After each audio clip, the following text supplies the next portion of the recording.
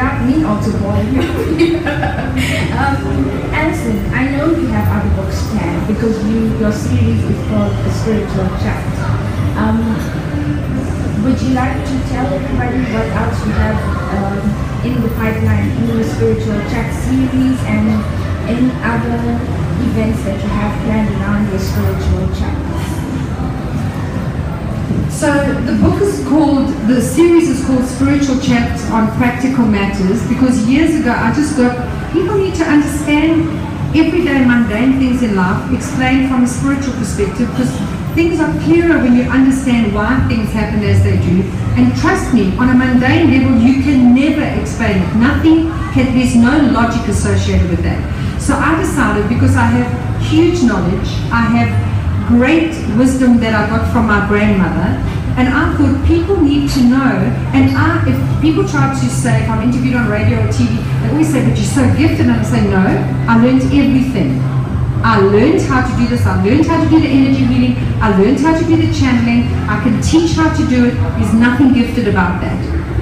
And then the one day I was thinking, well, that's not really the way to respond. And I said, if there's one gift I truly have, I can speak great spiritual truths in a very ordinary way that people can get it to, are not au fait with metaphysical stuff. Because I had to plug through some seriously heavy stuff. You wouldn't even get through one chapter and I'd want to be sleeping, because the information was enormous, spoken in proper metaphysical jargon.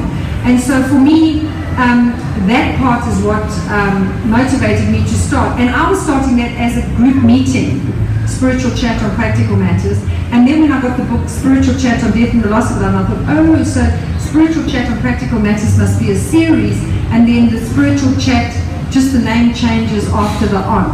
And I've had many people that have had my book, read the book, have said, your next book please needs to be on depression.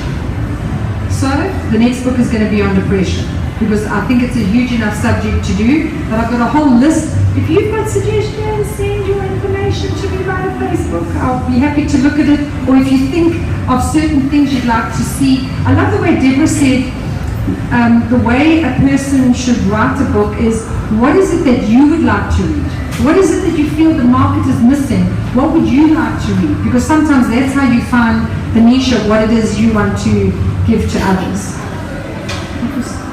And the other thing was, Deborah's so full of ideas. I love her. I wish I could take her to Cape Town, except we don't have a Scoots in Cape Town. Because what we're going to be doing is, every time I come up to Johannesburg, is we're going to have a conversation with Alison Scott, and then it'll be Spiritual Chat on death or whatever. And you can also put suggestions forward of what discussions you would like to.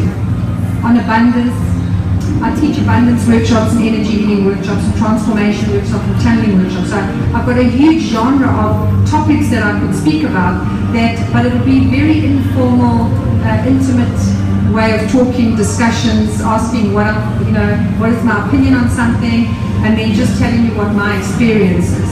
So, and then there's also some other coffee things that she wants to organize. So I'm still going to be very active in Johannesburg, so there's no limit to where we can go from.